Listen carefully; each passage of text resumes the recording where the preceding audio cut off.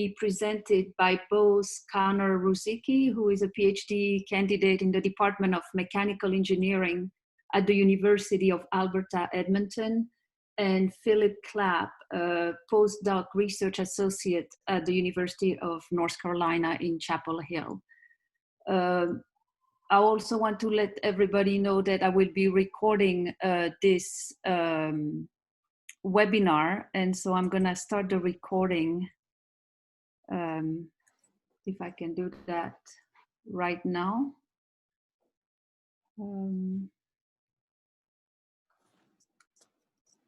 Oh, it's being recorded by Andrew. I think I'm gonna let Andrew do this.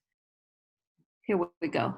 So it is my pleasure to give the floor to Conor, who will start the webinar, and they will be alternating between the slides, but the transition should be smooth. I would also encourage everybody, if you have questions, we'll keep them for the end of the presentation. So as you have them throughout the webinar, please type them in the chat box, and we'll review them after both Conor and Phillip are done with their presentation. So Conor, I'll let you start. The floor is yours. All right, thank you for the introduction. So in today's webinar, Phil and I are going to talk about the use of masks and respirators in limiting exposures to airborne pathogens. So with the current COVID-19 crisis, there's been a lot of reporting on this topic, and we hope that we can add some useful information to this discussion while also clearing up some common misconceptions. So just as an outline, we're going to first talk about some definitions and nomenclature so that we can all get on the same page. We'll then review some of the aspects of aerosol generation that actually occurs in the human respiratory tract. We'll then talk about filtration theory. So how do we actually remove aerosols and particles from the air when you're inhaling?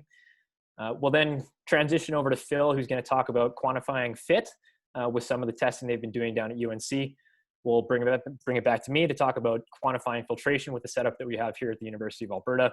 And then we'll end the talk by giving some good takeaways and considerations regarding mask and respirator use by the general public.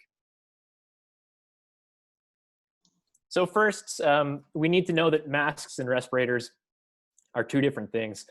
Respirators are designed specifically to seal the face, and they're meant to protect the wearer against airborne hazards that may be present in the local environment. And they do this by filtering out many of the small particles and droplets that might be present there. Masks, on the other hand, they cover the mouth and the nose, but they do not typically create an airtight seal.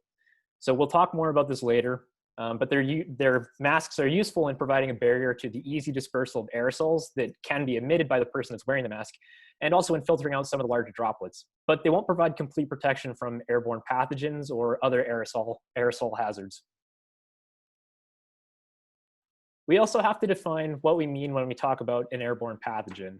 And to do this, we'll make use of the definition of an aerosol from the perspective of aerosol science. So in this definition, an aerosol is simply a gas-borne suspension of solid particles or liquid droplets. And these particles and droplets can range in size from nanometers to several hundred micrometers. And size plays an extremely important role in determining how these aerosols behave under the actions of various forces.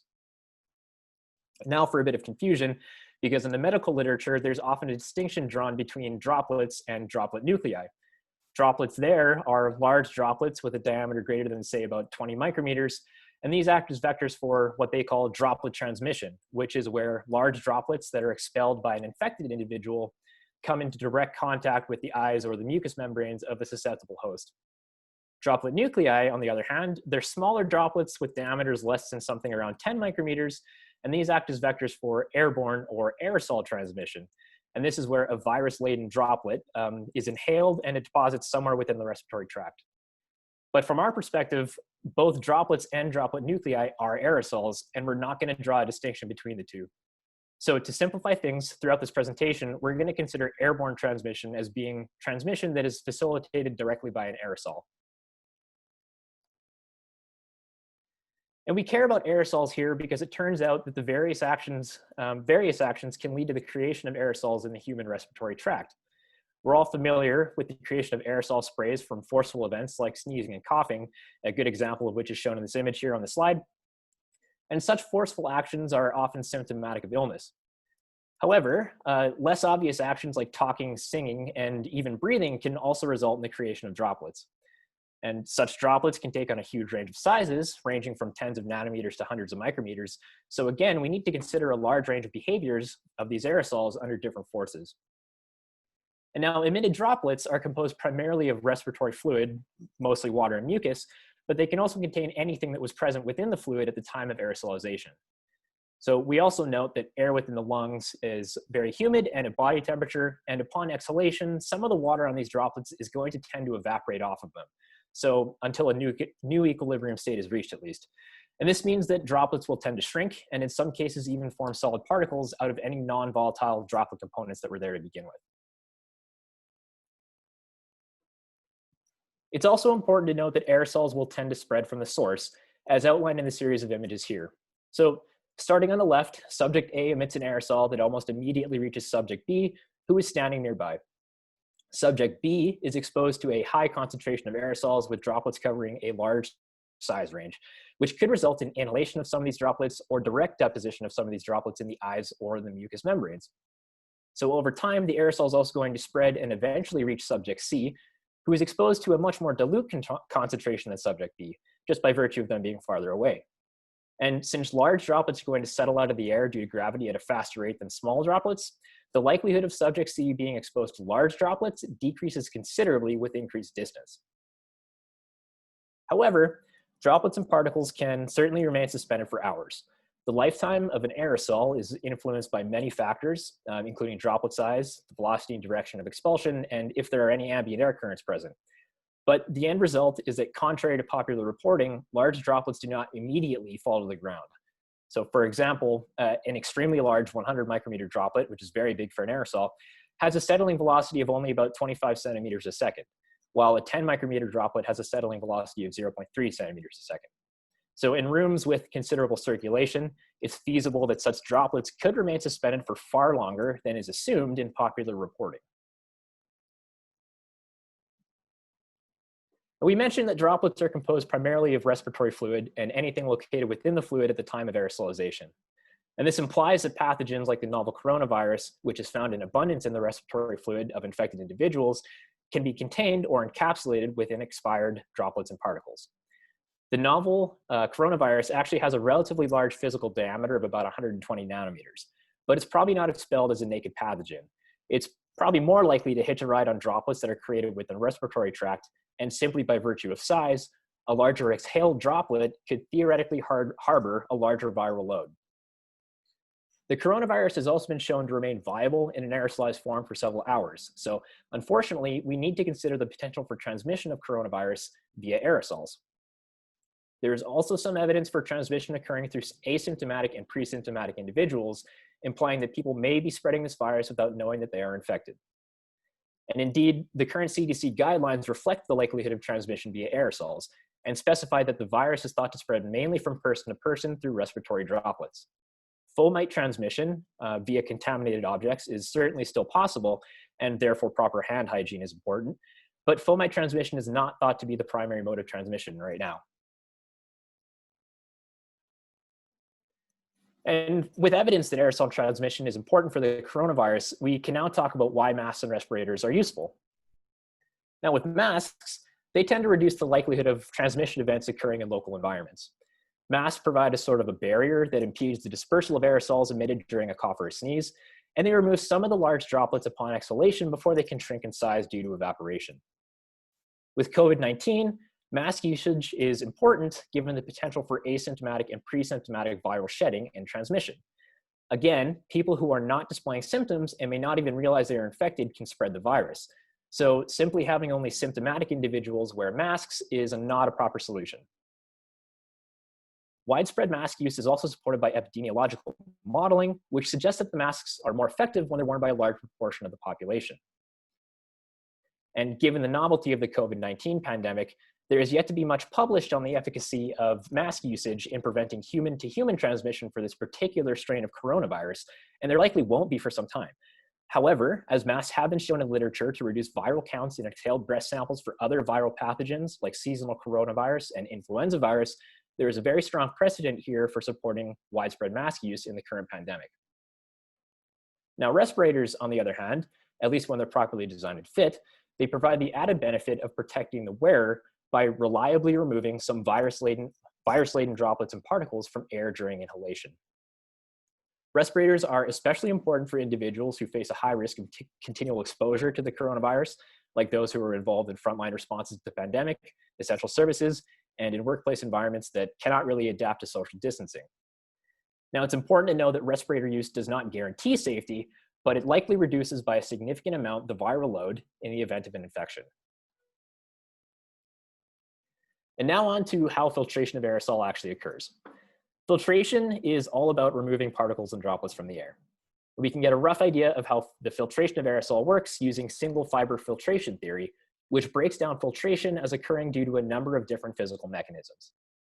Traditionally, mechanical deposition of an aerosol in a filter occurs predominantly due to inertial impaction and diffusion, with interception playing a role for very large particles.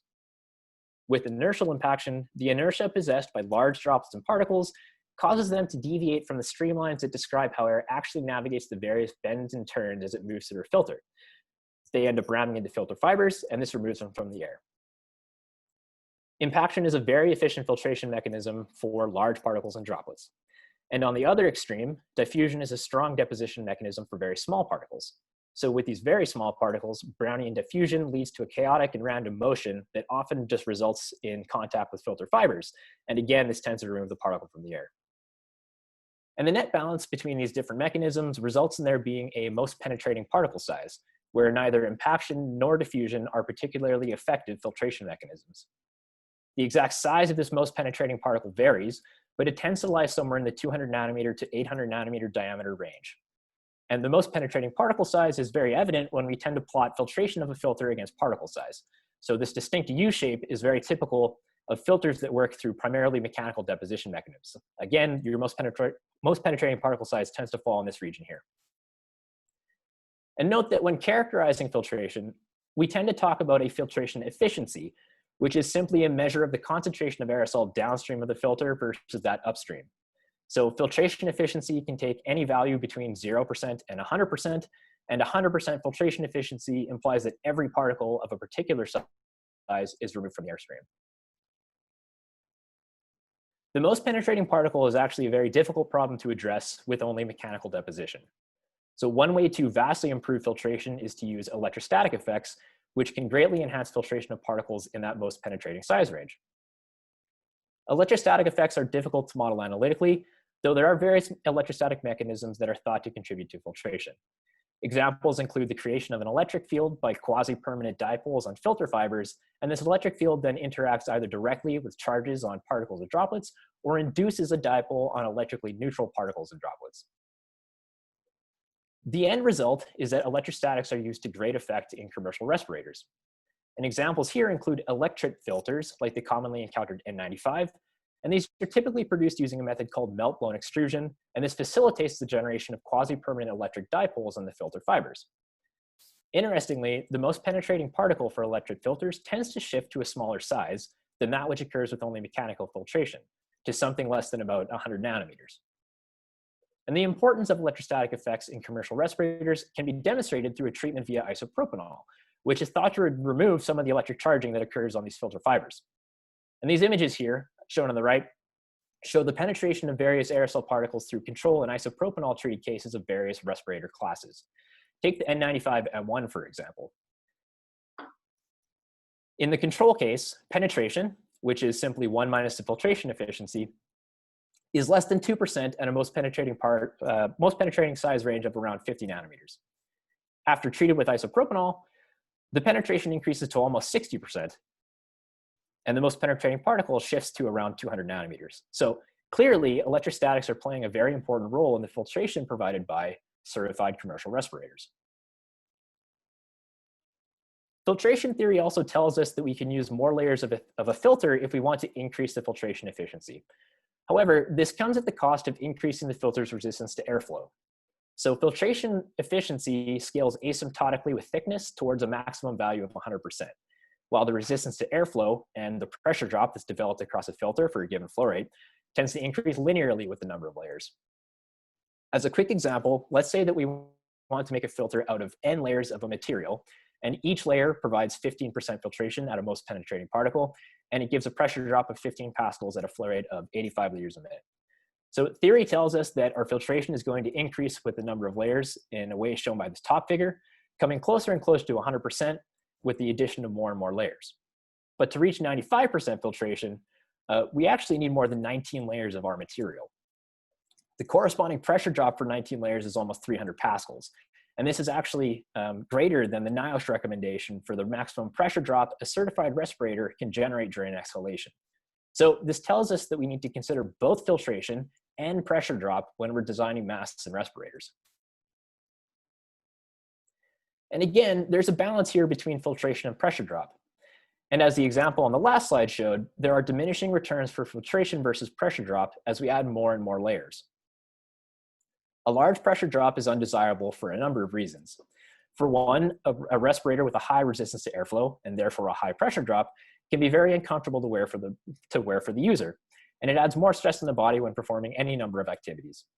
In addition, air always wants to travel along the path of least resistance, and this means that masks and respirators with a higher resistance to airflow are probably creating a larger driving force for the formation and the expansion of leaks. And remember, for a respirator or a mask to actually filter out small particles that are floating in the environment during inhalation, the inhaled air actually needs to go through the filter material rather than around it. So we want to avoid leaks as much as possible. Now, electric filters, it turns out, provide a very high filtration efficiency at a comparatively low pressure drop when you compare it to materials that utilize only mechanical deposition mechanisms like impaction and diffusion. And this makes electric style filters extremely useful for respirators. So indeed, achieving greater than, say, 95% filtration for all particle sizes and using only mechanical deposition and at a reasonable pressure drop is extremely, extremely difficult. And a couple of notes before we move into some new data. So in the USA, filtration performance of respirators is certified under the National Institute for Occupational Safety and Health Code of Federal Regulations. These break down respirators into a number of different categories based on their resistance to oil. So N-type respirators are not resistant to oil, R-type are partially resistant, and P-type are considered oil-proof. Respirators are further classified according to the minimum filtration efficiency that they provide, including 95%, 99%, and 99.97%. So an N95 is a respirator that provides at least 95% filtration for all particles, but is not resistant to oil, while a P100 is an oil-proof respirator that filters out more than 99.97% of ambient particles. And the test methods for these respirator classes vary slightly, with the N series being tested with a saline aerosol with a count median diameter near the most penetrating particle of electric filters, while R and P series are tested with an oil aerosol of a slightly higher size. Also note that the N95 is not the best, but it is considered sufficient for personal protection in many situations, and they tend to be much more available than other classes. And similar certification standards exist in other countries, but we need to be aware of differences in test methods and acceptance criteria that can complicate comparisons of respirator performance. So for example, in Canada, N95s are considered Class 1 medical devices, and Health Canada typically refers to NIOSH certification when regulating respirator import and use. But during the COVID-19 crisis here, Health Canada has expedited the authorization of European FFP2 and Chinese KN95 respirators pending internal confirmations of quality. So, and finally, before handing things over to Phil, I just wanted to show some of the differences in test methods and acceptance criteria that are used in various standards globally. And rather than get into too much, I invite the interested viewer to take a look at these standards and compare things like allowable pressure drops, inhalation flow rates, and if human subjects are involved at all in the process of respirator certification. But at this point, I'm going to hand things over to Phil, who will be talking about some of the research they've been doing on fit testing down at the UNC.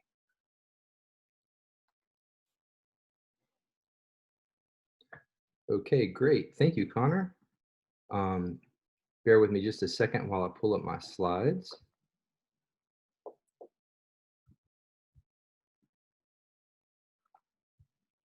Okay, perfect. Thanks a lot for that introduction on aerosol science and filtration theory.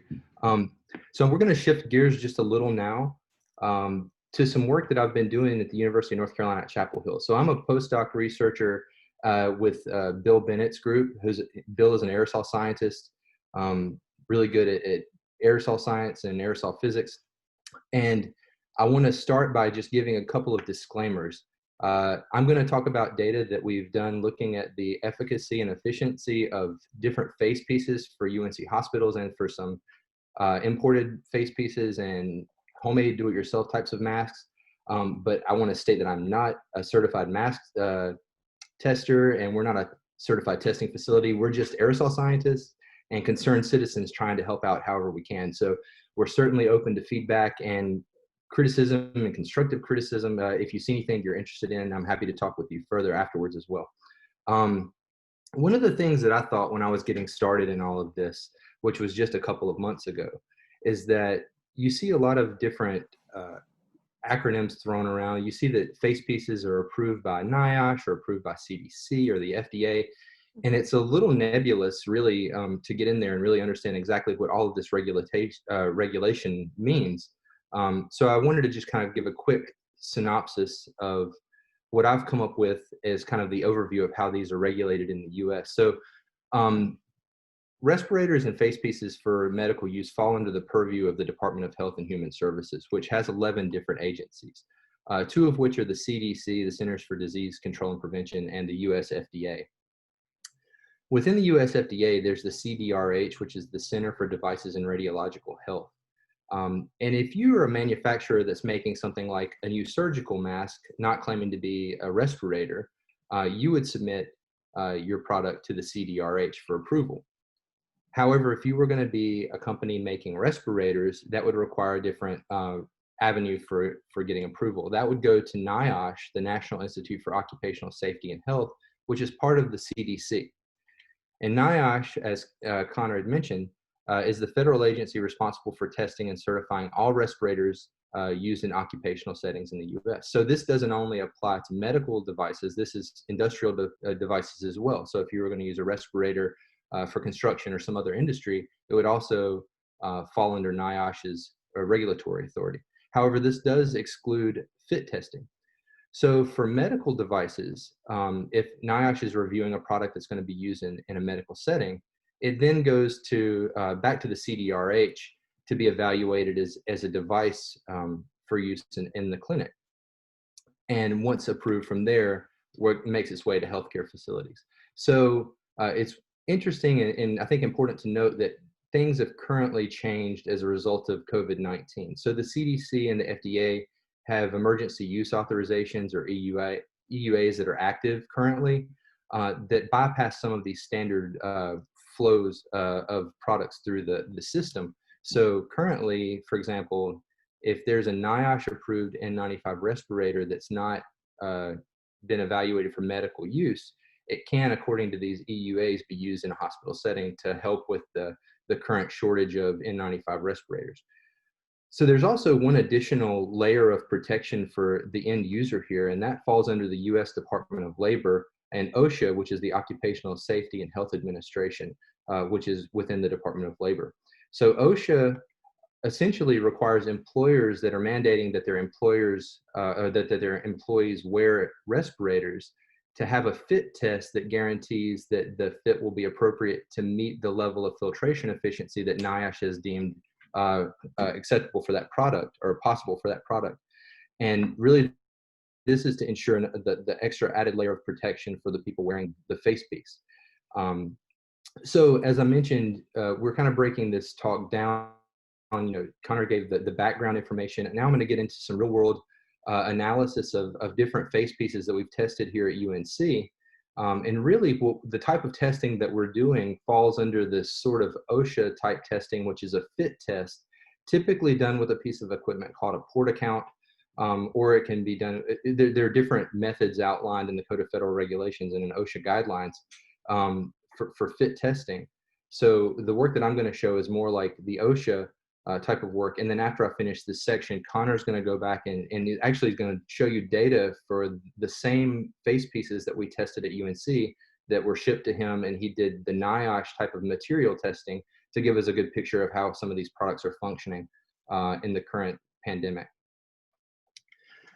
So UNC hospitals faced a potential PPE shortage, and this is not uncommon in the current environment. This was happening across the globe. Prior to COVID, our N95 respirator use was very low, and mainly to take care of patients with tuberculosis. So we had about 12 confirmed cases of TB per year at UNC. Since COVID, our use of N95 respirators has gone up quite a lot. We're using about 4,000 per week. And it's not only just to care for patients with COVID-19, but also for patient intake, screening. Anytime that you're working with someone you suspect to be possibly positive for COVID, you're having to wear these respirators. So one of the first things that happened at UNC was that they had contacted us and told us that they had about 10,000 new in-box but expired N95 respirators that had been stored from the H1N1 pandemic. And these had been stored according to the manufacturer's recommendations. So in theory, everything should still be exactly the same as the day it was purchased, except for the age. And the question that they had is, are these respirators now safe to use? So I'm going to show you just a picture of a couple of these. So here on the left is the 3M 8210 N95 respirator, very common in medical settings. And I think most of you have probably seen the 3M 1860 blue-green sort of N95 surgical mask. So this is a respirator and also a surgical mask that protects against splashes. So we did testing on these products and compared them to benchmark surgical and procedure masks, which are on the right. The top is one with tie strings that tie behind the head and behind the neck. And the other is an ear loop mask, which just loops over the ears. Neither of them give a very excellent fit. So I'm going to go into some detail now about how exactly we did this testing. And as I mentioned before, we're not a certified testing lab. We do work with aerosols and we understand aerosol theory, which puts us in a good place to address some of these questions. But we weren't experts at doing this sort of work.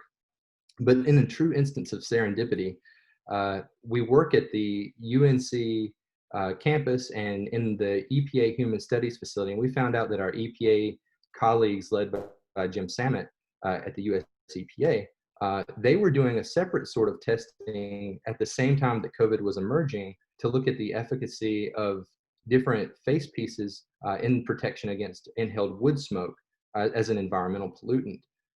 And it just so happened that they had set up a chamber as part of that study to pipe in wood smoke and look at the effectiveness of these face pieces. And they had already been doing a lot of the background research on the equipment needed and the way to do these types of tests to look at the efficacy of face pieces. So we were able to strike up an excellent collaboration with Dr. Samet and his colleagues at the EPA, and we've been working to address the needs for the hospital recently. So our study design, I'm going to go into this with a little detail just in case you want to look into this on your own for your own university or institution, or if you have any questions, hopefully I'll address it here. Essentially, we have a 10-foot by 10-foot custom-built stainless steel exposure chamber, which is part of the EPA Human Studies facility, and this is where we did our exposures and use the face piece within this room. As I mentioned, we're kind of following this OSHA protocol for the port account type of machine, but we don't have a port account at UNC. We do have other equipment. And one of the ways that what we're doing is a little different is we're using a TSI 8026 particle generator to supplement the ambient particle counts with sodium chloride particles of about 40 nanometers into the room. So we charge the room for about 30 minutes prior to testing, and then it runs continuously throughout the testing period. The next step in our testing process is to actually modify the face piece so that we can measure the particle counts that penetrate at the face. So this is another TSI product, and I won't go over all of the details of this. If you're interested in learning more about it, the link is there at the bottom of the slide. But essentially what you do is you install a sampling port into the front of the face piece. I will say that unfortunately this is destructive testing. So you can imagine that putting a port or a hole or damaging the material in any way would likely reduce the way that the face piece would function. So this is unfortunately how we have to test the product, but it is destructive. And because of that, we've limited the number of face pieces that we've tested. I'll go over that limitation for our work in just a little while, but we're walking that line between trying to provide reliable data that we believe in, but also not wasting these products which are so needed currently in the COVID pandemic. But essentially, at the end of this, you end up with a respirator that's ready for fit testing. The way that we measure, instead of using a port count, is that we actually have a pair of TSI 3775 condensation particle counters. These are butanol-based condensation particle counters. One of the machines, one of the CPCs, measures the ambient particle count, and they both measure between 20 nanometers and 3 microns. So one's measuring ambient just in the chamber to tell us the counts of particles in the air. The other is measuring the particles that penetrate the facepiece. And they sample at a really good rate, so we're getting 1 data point per second. And this is just a picture so you can see the opposite end of the CPC. So the CPC machine that connects to the facepiece is through this tubing connected to that metal sampling port that I showed previously on the previous slide, through a couple of different stopcocks just to ensure that everything's locked together and not leaking. And this is how we're sampling behind the facepiece. One of the beauties of doing this work is that we've been able to use this chamber and have this test parameters matched exactly to what the current OSHA protocol is, and we've been able to walk the subject through this.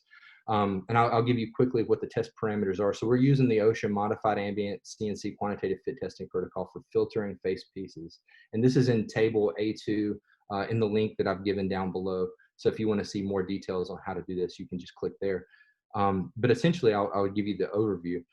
There are 4 different exercises. One is bending at the waist for 50 seconds. The other is reading aloud a prescribed passage called the rainbow passage, then looking left and right, which would introduce gaps at the cheeks in these face pieces, and then looking up and down, which would introduce gaps at the bridge of the nose and under the chin. And these are all maneuvers that are supposed to mimic, at least be representative of the types of motions you'd undergo during a standard working environment if you're going to be wearing a face piece. So really looking through the range of motions to see whether there's any sort of potential for leakage. And as the subject is in the room doing this, we're grateful to have access to the EPA chambers here, and we can conduct this from a control console where I'm telling the subject exactly what exercise to do and timing everything and monitoring them in real time, so to make sure that they're complying with everything that's in the published protocol. So I'm going to get into the data now, and I'm going to walk you through what we've seen looking at the expired face pieces for UNC Hospital. So first, I'll just explain the layout of these, the graphs, and I'll use the same format throughout. So this is percent particle penetration on the y-axis, and essentially this is the behind the mask particle counts divided by the ambient counts and expressed as a percentage. So what you can see here is at the beginning, before we first put the mask on, the 2 counts between the CPCs were essentially the same, so it would work out to be 100% particle penetration. Once the face piece is on, the particle counts drop, and once stabilized, we start the test. So this begins with bending at the waist, reading, then head looking left and right, head looking up and down. The test ends, the subject takes the mask off, and you can see the particle counts go back up because the particles are now being sampled from both sides of the mask in the ambient condition. So what we found with the expired 3M 1860 face pieces was that the average particle penetration was pretty good. The greatest penetration was during the reading aloud portion, which was only 2.9%. So the overall effectiveness averaged across all of these different tests for N of 3 different face respirators was 97.0% with a standard deviation of 1. When we looked at the expired 3M 8210, it was a very similar story. Again, reading was where we saw the greatest concentration of particles behind the mask or behind the respirator. And the overall effectiveness was 98.5% plus or minus 0.4. So both of these expired respirators were functioning above the 95% threshold determined by NIOSH, which was great. This is quite different from what we saw with the surgical mask with the ties. So you can see here there's a clear difference in the data just on the graph, but because these aren't intended to make an airtight seal, particles can work their way around, and instead of going through the material into the face piece, they go around the edges. And so particles get in through the sides and through the gaps. And what we've seen was with particle penetration, in this case, the looking up and down, where you would get a gap at the bridge of the nose and under the chin, went up to about 33%. And overall, the effectiveness of these surgical masks with ties was 69.2, so nowhere really near that NIOSH N95 standard. And it got a little worse with the procedure mask, and I'll refer to these in different parts of the talk as either a procedure mask with ear loops or a surgical mask with ear loops. They're written both ways. But essentially, you can see here that, for example, the looking left and right data here, which would introduce gaps at the cheeks, was particularly bad. And so we saw 87.9% particle penetration during those maneuvers. And overall, the effectiveness for this procedure mask with ear loops was only 37.1%. So I'm going to sum all of this up into small tables presented at the end of each of these sections, and it's really just for reference. I'm not going to go through all of this, but as Chantal said, this will be posted on the ISAM site for you to refer to. We're also currently working to get this data published, so our manuscript is under review, and hopefully we'll have that out soon. But essentially, this is just a comparison between the expired and new version of the same mask or same respirator, the 8210, and this is the 1860 here. So really no difference in compared to the surgical masks with either ties or ear loops. And just to note, the bold font denotes that the facepiece functioned above 95% filtration efficiency, and the star designates that they are NIOSH approved.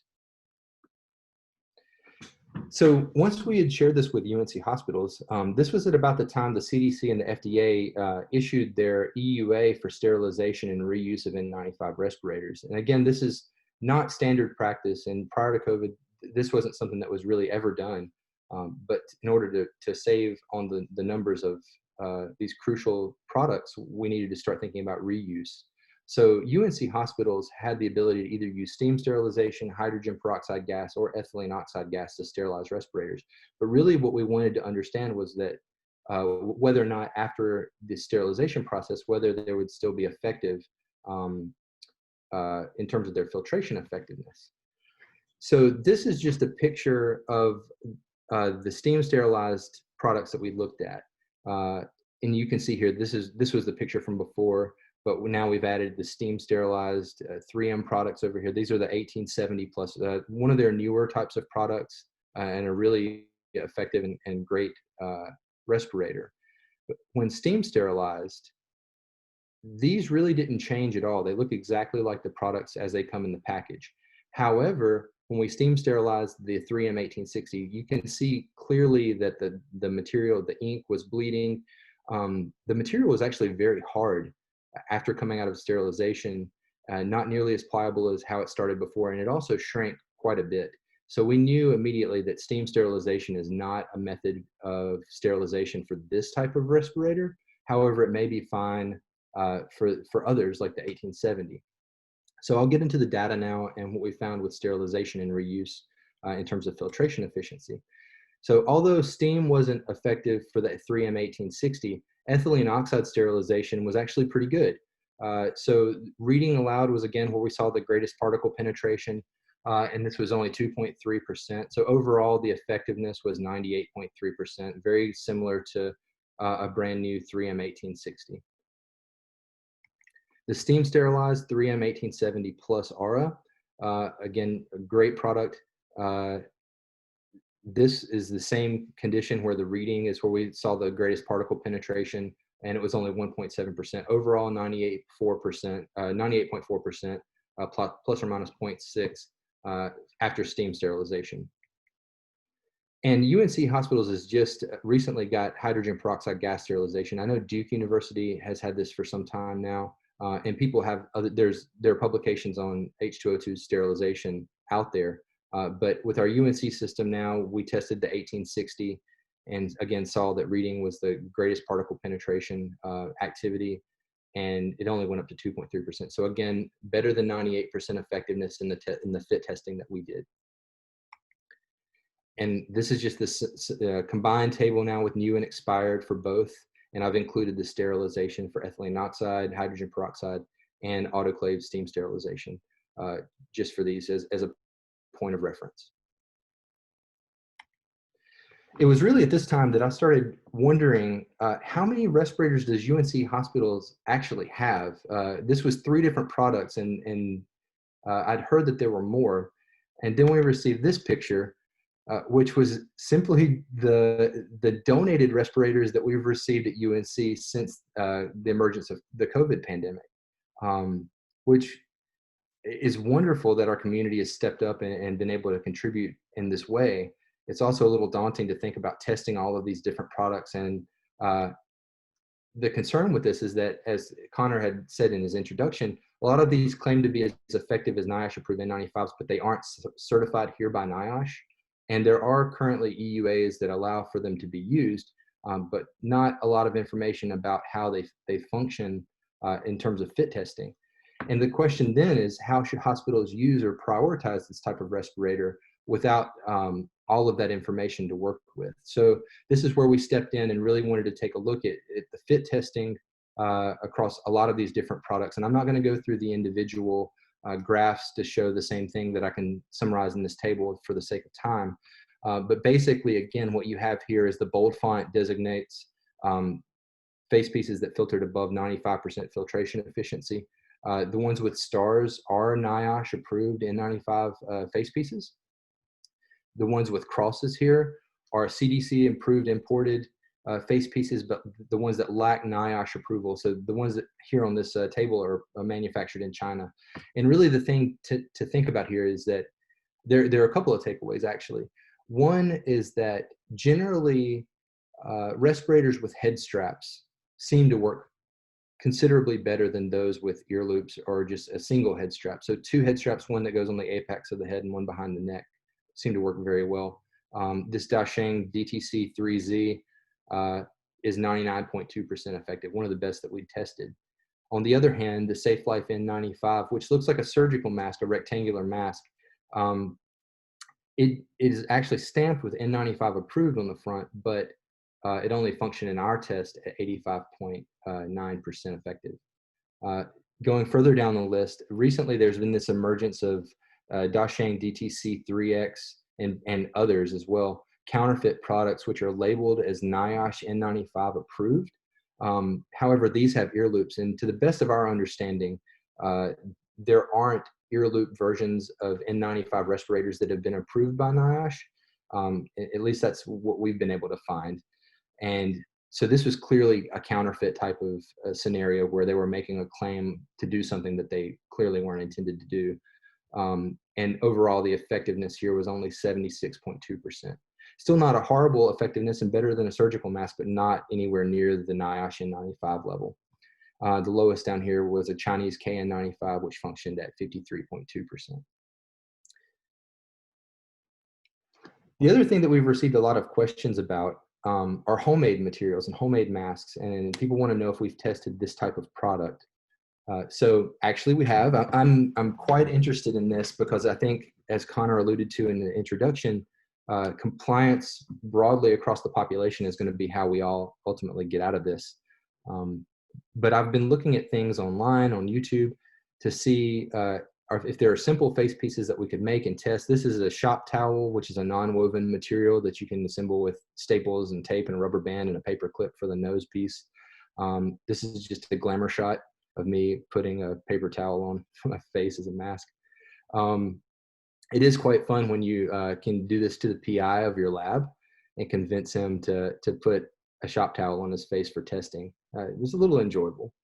My wife's grandmother has also been making cotton masks, as many people here have. We're interested in testing how effective they are. I've looked at 3D printed designs, and this one's a particularly interesting one because you can insert any sort of filter medium or material in there that you want to test. MIT had come out with a version of what they called Fix the Mask, which simply used 3 rubber bands to improve the fit of a standard surgical mask. And then there's a product called ear guards that's become pretty popular, and the idea is that it takes the pressure off of the ears from ear loop mask by attaching it behind the head, but inadvertently you actually increase the fit on the sides of the face by pulling the straps tighter. So we wanted to test that as well. So this is just the data from that sort of testing. You can see here the shop towel mask in the beginning with 1 layer and different ties and 2 layers. 2 layers was actually pretty interesting with a rubber band behind the neck, kind of as a head strap. 74% effective, which was pretty good considering you could make one within 5 to 10 minutes. Cotton masks, actually fairly hard to breathe through. in my opinion, and they were only about 53% effective. Again, I think this has a lot to do with the fit and not necessarily the filtration, but Conor will get to that shortly. This non-woven material in our 3D printed mask was 88% effective if we doubled the layers, and actually fairly easy to breathe through, so that was promising. And then I think the most striking are the surgical mask, where it was functioning only at 37% efficiency. If you did the simple 3 rubber band fix, which admittedly is not extremely comfortable because it pulls on your ears pretty bad, but in that fix, we got up to 78.2% effective. And we're looking at other things. And I know there's been a recent publication that Jessica Oakes was working with, looking at nylon stockings as a sort of overlay to increase fit efficiency. And we've been doing some of that as well. And that also seems to be promising. So again, this is just a reference material. It'll be on the ISAM site if you're interested in this. Please have a look.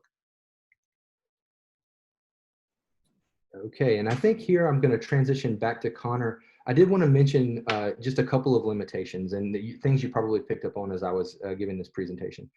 One is the limited number of masks and respirators that we tested. As you can see here, the N here is 1, which in any standard scientific scenario is not ideal. But in order to conserve a lot of the products and to get through the massive number of different products that we're seeing, we're having to just essentially take a sampling and go with it. But we're working to increase this, and probably not with the N95 respirators, as we don't want to waste those. The other caveat with this is that we can't bring people into our test facility under the current COVID pandemic. So we've been doing testing on a single subject. This has, however, provided consistency for testing. But it is worth noting that people from different regions around the world, wherever these different products are made, may have different facial geometries which make them work more efficiently where they're designed. So we've noticed that if you have a tall bridge of your nose, it's easier to get gaps there. If you have a flatter nose, something that's more like a surgical mask may work very well. So it's something to consider when you're thinking about which face piece may be best for you.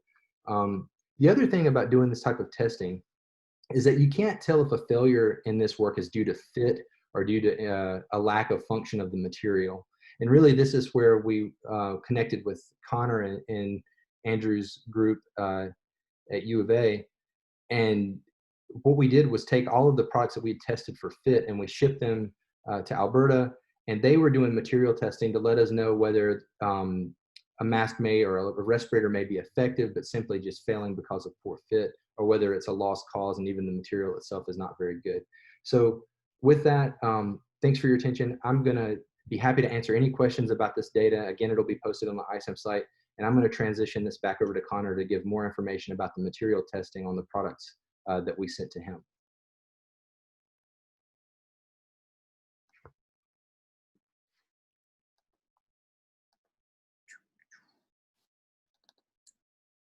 All right, thanks, Phil. Yeah, so as Phil was mentioning, the data from UNC shows a range of performance for different N95s and their equivalents. But for the respirators that failed to provide 95% filtration, we can't yet say whether the cause of failure is a poor fit or poor filtration provided by the material itself. And to isolate the cause, measurements of material filtration efficiency become extremely useful. And material filtration efficiency is also of interest when we're examining various household materials that have been proposed for use in homemade masks. There's often limited quality data that describes filtration of homemade masks, and this is rapidly changing as more and more labs turn their attention to the COVID-19 crisis. So it's also important to remember that masks are primarily meant to capture the very large droplets upon exhalation and to provide a barrier that impedes the spread of aerosol into the environment, i.e. they are meant to protect others. But that being said, the question has now been asked many times if there's a certain material or a mixture of materials that can provide better filtration for the user of the mask themselves. Now, typically, the filtration achieved by commercial respirators is, at least in the United States, is measured under the NIOSH code of federal regulations. And these tests use a relatively high flow rate of 85 liters a minute and subjects the entire area of the respirator to the test by gluing it in place to avoid the formation of leaks. So the figure on the right shows how respirators prepare for testing, being sealed within a chamber and exposed to test aerosol. Now for N-type respirators, the test aerosol consists of an electrically neutralized salt particle with a count median diameter of 75 nanometers, which is near the most penetrating particle of electric filters. And the filter itself is also preconditioned at high humidity for 25 hours, and this may reduce any temporary electrostatic effects that are separate from the quasi-permanent charging that is present on electric filter fibers. So ultimately, the NIOSH test provides a sort of a worst-case scenario for filtration of small particles, with a high flow rate providing less time for diffusion within the respirator material, and the absence of significant electrical charging on the droplets or particles. Now, compared to typical use, the NIOSH procedure probably gives a conservative estimate of filtration efficiency.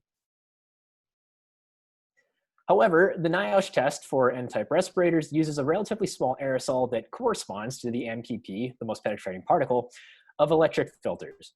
And as we mentioned way back at the start of the presentation, we know that absent electrostatic effects, the most penetrating particle tends to shift to a larger value, somewhere between 200 and 800 nanometers. And as a reminder, this can be demonstrated after treating electric filters with isopropanol, which leads to striking decreases in filtration efficiency, along with increases in the most penetrating particle size.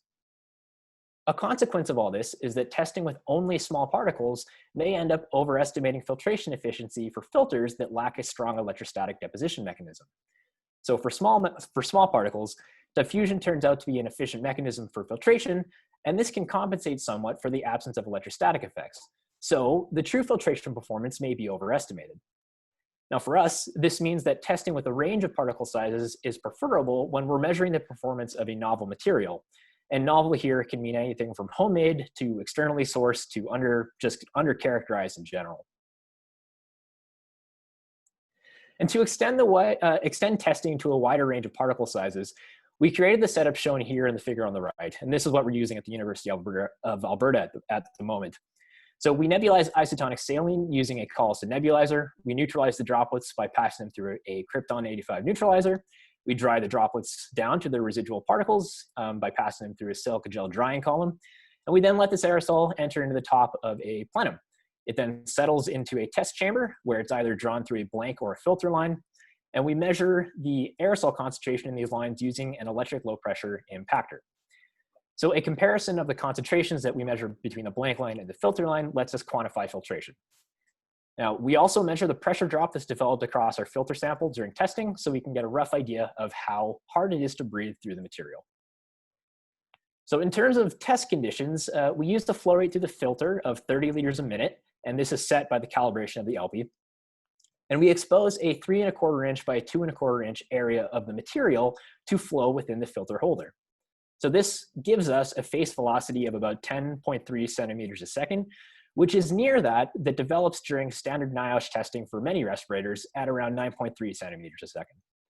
And by achieving a similar phase velocity, we expect that our test will provide us with similar filtration behavior and pressure drop quantifications, despite the fact that we're using a different flow rate. And finally, with this setup, we're able to obtain good number concentrations in stages 1 to 10 of the LP, which corresponds to cutoff diameters between about 29 nanometers and 4.02 micrometers. So again, quite a nice wide range of particle sizes here. At this point, I'll jump right into the data that we've measured for filtration efficiency for many of the respirators that Phil sent us. And as we can see in the figure on the right, we find that many of the N95s and their equivalents perform as expected and provide greater than 95% filtration. So this is especially the case for medical grade respirators from reputable manufacturers. Legitimate NIOSH certification coincided with greater than 95% filtration efficiency in our setup, which is a comforting finding and gives us some confidence that our setup is providing accurate measurements of filtration. We also found that some respirators without explicit NIOSH certification were able to provide greater than 95% filtration, but there were others that failed. So most importantly, not all 95s or equivalents that are labeled as such provide greater than 95% filtration for all the particle sizes that we looked at.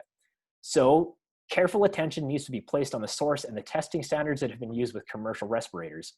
And we need to be conscious of the possibility that counterfeit certification or misleading labeling can occur. So if you're curious about a particular model of respirator, I'll just note that a current list of NIOSH certified respirators can be found at the link right here. In terms of homemade masks, we found, perhaps unsurprisingly, a rather huge variation in the filtration and pressure drop provided by various household materials. So you can clearly see this in the figure on the right, with a huge spread of everywhere between 10 and 90% filtration observed for a number of different materials.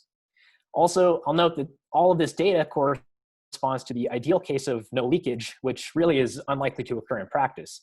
So when wearing these masks, you'd expect somewhat lower filtration even than what we're measuring here. For surgical masks specifically, we found anywhere between 60% and 90% filtration at the most penetrating particle, depending on the manufacturer. With homemade materials, the variation in material properties like tightness of the weave, fiber diameter, layer thickness, wash cycles, et cetera, they all make the a priori prediction of mask filtration extremely difficult. And that being said, the data shown here does show that some materials appear to offer better filtration than others while maintaining a reasonable pressure drop. So for example, we found that 6 layers of a cotton t-shirt provided just shy of 50% filtration at the most penetrating particle, while 4 layers of a cashmere sweater that we actually statically charged by rubbing it against itself prior to testing provided greater than 80% filtration. So indeed, other research has shown that mixtures of certain natural and synthetic fibers can provide better filtration by facilitating electrostatics, which again indicates that good filtration of particles in the most penetrating particle size range probably requires the presence of some electrostatic effects. But as a reminder, there's a balance between filtration and pressure drop. For respirator testing, NIOSH specifies an upper limit of about 245 pascals during exhalation. And this places a practical limit on the pressure drop that we would probably want to stay below with homemade masks. But it's also important to remember that homemade masks generally do not seal to the face, and a higher mask resistance is going to encourage more air to bypass filtration entirely upon inhalation. So there are some inherent problems in trying to filter out smaller particles from ambient air using something that doesn't seal to the face. And we need more data to determine if there is an optimal balance between pressure drop, filtration, and leakage with homemade masks. But with that in mind, a good mask appears to be one that can be layered a few times without causing a large pressure drop, is one that can be made of material that facilitates some electrostatic effects, and one that can be cleaned regularly. But even all of that considered, even a poorly performing mask is better than nothing, because almost anything that covers the mouth and nose will provide a barrier against easy dispersal of emitted aerosols, and will capture many of the larger droplets that we exhale before they undergo significant evaporation. And in conjunction with both social distancing and proper hygiene, widespread mask use by the general population can certainly help control the otherwise exponential growth of the pandemic. This is also going to help reduce the risk of a surge upon economic reopening and the relaxation of social distancing. So I do think we need to be encouraging mask use as much as possible. So in summary of many of the major points of this presentation, we'll review a few takeaways and considerations for both respirators and masks. Now with respirators, they protect the wearer and they reduce the viral load in the event of an infection. They're essential for those who are working under the risk of continual exposure to the coronavirus, like those in healthcare and frontline workers in essential services. And Phil's fit test data and our filtration data suggest that expired N95s can maintain a filtration efficiency. And furthermore, that some sterilization methods may allow for the reuse of these respirators. However, not all sterilization methods are appropriate, and some may impair function. So that is not a universal finding for every sterilization method. We've also found that non-approved N95s and equivalents can fail to provide greater than 95% filtration efficiency. So we need to be conscious of the source and the standards that are used with respirators. And perhaps most importantly, fit is extremely important for proper function. So in the absence of a good fit, you cannot expect the respirator to provide the stated level of protection for the wearer. Now with masks, they provide a barrier to easy dispersal, and they'll remove some large droplets upon exhalation before they have a chance to shrink due to evaporation. Now, even a poorly performing mask is better than nothing, but some materials might provide somewhat better protection for the user. And if you see claims of specific filtration efficiency for a homemade mask, know that differences in things like thread count, wash cycles, weave versus knit, etc., mean that vague descriptions like a cotton mask is not going to be indicative of performance. So specific claims of filtration efficiency need to be supported by good quality data and a good description of what the material is made out of. It's also probably a good idea to avoid creating too high of a pressure drop with these homemade masks, because in the absence of a good seal to the face, a higher pressure drop is going to encourage more air to bypass filtration. But in addition, a high resistance to airflow is further impedes breathing, which of course occurs with respirators as well as masks, and they can be annoying to wear. So finally, with both respirators and masks, we need to encourage widespread usage within the general population, especially simple things like masks that don't stress the supplies that are available for healthcare workers, because they're likely going to help slow the spread of the virus during the COVID-19 pandemic. So at this point, this is just a summary of the references that we've made use of during this presentation. Many of these are quite useful for the interested viewer. And of course, all this work could only have taken place with the help of a huge number of individuals at both the University of Alberta and at UNC. So again, thanks to everybody who's taken part in these. Phil and I are mostly the mouthpieces, of course. Everybody here has played an important role in getting this research out there. So at this point, we are essentially done the presentation. Of course, if anybody has any information or any questions and would like more information, you're welcome to contact both myself and Phillip at our emails here. And we'll now open, I suppose we'll open the floor up to questions. Yes, thank you, Conor and Phil, for a very interesting presentation. So what I would suggest to do in a few minutes left is that people type their questions in the chat, and then both Conor and Phillip can address them. And there is one here from Benjamin Spence mentioning that the MCV hospital at Virginia Commonwealth University is using UV sterilization process. Have you considered that type of process for sterilization in your studies? This is Phillip. We haven't yet tested UV sterilization. And as I mentioned, we're kind of testing on the efficacy side of the face piece after sterilization. And I really don't know that much about UV, its effectiveness, and I'm assuming that if VCU is using it, it must be effective. But that's not something UNC Hospitals currently has online that I'm aware of, and so we're testing the things that we have access to at our university. That being said, we're certainly open to that kind of thing to test if that's something that people more broadly in the general population are going to. Then there is another question asking if you have tested placing a shop towel between two layers of cloth. No, well, no, and actually, I posted some of this information on the YouTube site where I originally found the shop towel, the instructions for that, and I got a lot of feedback from people that are extremely creative. People are making amazing creations, trying to incorporate non-woven material into different, a mix of organic and inorganic, or synthetic and non-synthetic materials. And I think, as Conor had mentioned, that's promising. But again, I think it all comes down to design and fit. At least from what I've done in fit testing, we've seen a lot of things that filter well, but really the big thing to tackle is making the fit as good as possible. I think if you get over that barrier, then you're really to the point of starting to look at changing up the different materials to get better filtration.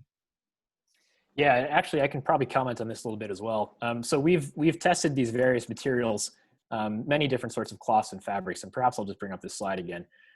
So in terms of the shop towel that we looked at, if you have 2 layers of shop towel as a function of particle size, we find that we actually get filtration efficiency of about 50% at the most penetrating particle.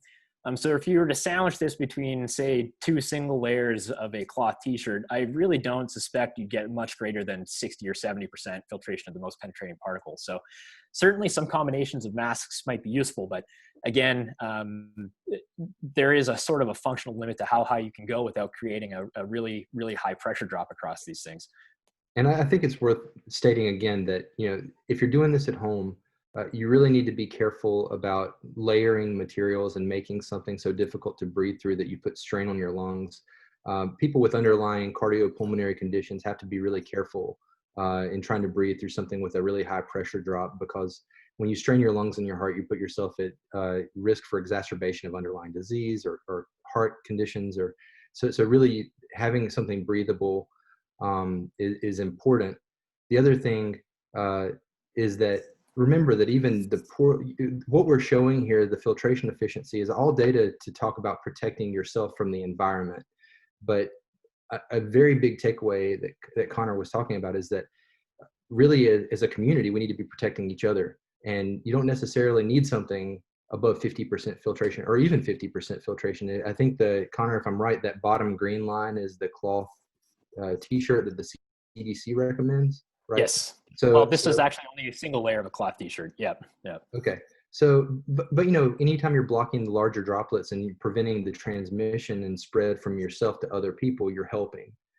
It's good if you can achieve both, if you can protect yourself while protecting the community at the same time. And really, that's kind of what we're working towards, is figuring out what combination will give you the best chance of doing that. Yeah, and then there is one comment here from Bill Bennett saying that it's interesting to note it's true that the most penetrating particles, or that you're looking at 200 to 800 nanometers, are also the particles that have the least amount of deposition in the lung. So somehow it's helping you there, that even with a lower filtration, you may also end up with not that much more deposition. There was also a question from Kathy Froman that was curious to see if the humidity accumulation and or the aerosol reentrainment with continued usage of your mask or respirator is something you can comment on. What would be the effect of these? Yeah, from a humidity perspective, that's a very good question. I think at least the NIOSH testing with respirators does try to precondition these filters to a relatively high humidity. So that testing may account for a little bit of this humidity accumulation, but we don't really know what effect humidity occurring as somebody breathes through these masks. We don't really know what effect that has on filtration. So that's something we'd like to investigate further in the future. Certainly as you're exhaling particles into a mask and it becomes more and more humid, you might expect some change in filtration behavior. Reentrainment is perhaps a loading problem. So again, I think we're planning on investigating some of those sorts of effects in the future as well. So as you continue to load aerosol in the filter, eventually you may reach a point where you have a decreased filtration performance, but all stuff to investigate going forward. And Chantal, I've got a couple of private questions, and that I think I've got the same one a couple of times, so I'm going to just address that. And it was really in the test that we're doing, where we're putting the metal stem in the front of the face piece, are we measuring the particles that are coming through the mask, or the particles being produced by the person? And Conor, I don't know whether you can easily go back and pull up that the first graph that I showed. Yeah, just give me 1 sec. Sure. So it's a really great question. Part of this is just by the setup, because we're charging the ambient condition with so many particles. It's going to greatly outnumber anything that you're going to be producing. So it gives us really good sensitivity for the assay. So we're measuring what's coming through from the outside in. And similarly, if you can imagine those particles would be virus particles, then we're measuring the protectiveness of inhalation for the wearer. So we're not measuring the protectiveness of exhalation. So somebody had asked that question as well. But you can see down here at the bottom, I don't know whether you can see my mouse or not, but where it says reading, we're pretty convinced at this point, because of the sensitivity of these condensation particle counters that we're using, that what we're actually measuring there is not actually infiltration of particles during this assay. We think this is actually the generation of particles during exhalation from talking.